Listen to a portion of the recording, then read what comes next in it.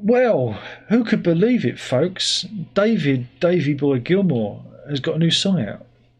Yeah, well, he's actually got a new album coming out as well. The album is called Strange and Luck. It's released on the 6th of September 2024, which just happens to be Roger Waters' birthday. Who'd have thought it, eh? Who'd have thought it? Yeah, so we were treated to the what have I done?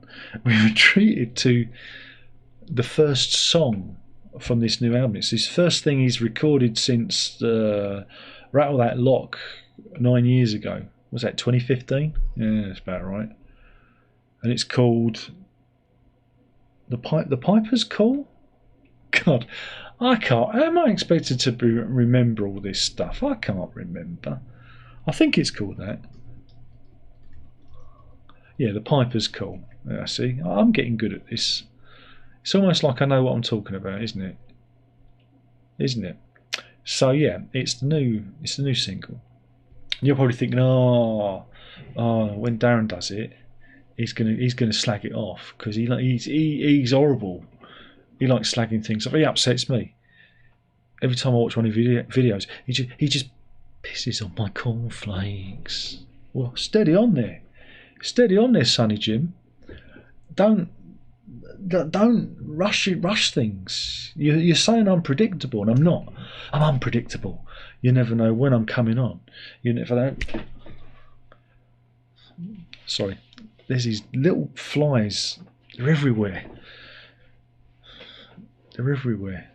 They're outside, and they're inside. I think it's the very damp winter we've had. The midges, I suppose you call them midges. Anyway, The Piper's Call. It's the first song that's been released from Strange and Luck, which is Gilmour's new album coming out on the 6th of September, Roger Waters' birthday. And yeah, of course, he's doing his thing, and I guess it's written by his missus, Polly Sampson, isn't it? I don't know. I should have really done a bit more research. I should have looked into this. Mind you, I did listen to this last week, I think. I did. I listened to it last week. I'm not doing a very good job here. I'm distracted. Yeah, so Luck and Strange is coming out. And it's interesting because it's actually not produced by Phil Manzanera. I don't know if you remember, but back on the Rattle That Lock tour, Manzanera got dismissed towards the end of the tour. And normally Manzanera has been working with Gilmour since Momentary Lapse of Reason, in a production, capacity. And yeah, it's interesting because he's using Charlie Andrew as the producer. Now, Charlie Andrew is he's one of those hip young things. He's probably most famous for working with Alt J. Who remembers them? Eh? And I think he worked on Madness's Wee Wee Si Si Ya Ya Da Da album too, so that's all right. But anyway, Gilmour was impressed because this is a young fella. And I must admit, that's what impressed me over this first new song, which is called The Piper's Call. It's 5 minutes 15, I believe. Yeah, the production kind of impressed me because it's a bit more organic. It's a bit more open than what we've heard previously. Before with Gilmour, again, it has that almost crystalline, icy production, and this time around it's more earthy. The drums have a bigger roundness to them. Everything just sounds a bit more, like I say, organic, a bit more alive, a bit more of the earth. So that was impressive.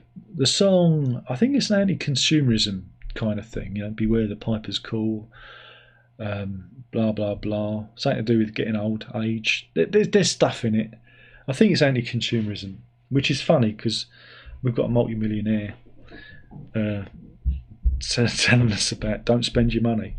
Don't spend your money. Don't be a consumer unless you're buying my products and you're going to my gigs, which is kind of contradictory.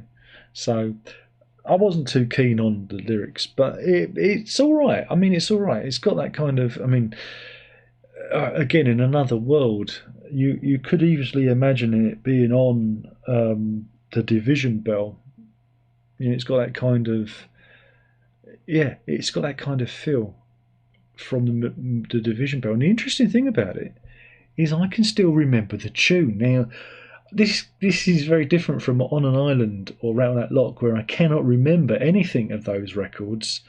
You know, they were not there. But like I said, I listened to it. I think I played it twice. I listened to it myself, and then I played it for the missus. And she went, "Yeah, it's not bad." I went, "Yeah, it wasn't bad, was it?" And you know, it's got all the things, all the hallmarks that you'd expect. You know, you've got the Gilmour vocals. Though when he starts off, it does sound like he's got the wrong teeth in. Just saying. Just saying. But the rest of it sounds okay. The first verse sounds a little bit, a little bit wrong teeth. This happens with older artists. It happens. But it's got, your slide guitar. It's got your soaring guitar solo on it. It's got a lovely chorus of young female voices to back him up. And, yeah, it's all right. It didn't offend me. It's got a tune. It's a tune. The lyrical content, I think, is a little bit lacking, but, it's the way it is. But the more important thing is it has a tune that you can whistle. I was even thinking about it when I was walking the dog. So that's a good thing. That means it works. And I'm kind of positive for the new album. I've got my fingers crossed. Because, yeah, maybe this use of a new producer is where it's at. Now, Darren, he's a big-headed bastard, right? He's always said that more legacy artists should use different producers, rather, because they get stuck in a rut of producing themselves. Well, Gilmour, I imagine he's probably watched one of my videos. He probably thought, that Darren guy, God, not only is he handsome, but he's incredibly intelligent and perceptive. I'm going to dump Manzanera and I'm going to get myself a new producer. That's what he was thinking. And so I think this has really helped this one track. So I'm hopeful for the rest of the album. Like I say, but we've got quite a wait. I mean, it's interesting because he's announced it in September. But that could be to do with the lead lines for vinyl, because there's a lot of vinyl pressings. There's different coloured vinyls and all that. So yeah, I thought this isn't bad. It sounded Floydy. Considering in interviews Gilmour's been saying how he wants to leave Floyd in the past, and if you go and see him live this time around, it seems that he's going to be dumping a lot of that old Floyd stuff, and you're getting From an Island and Rattle That Lock. Oh yeah, you're going to have to sit through that first.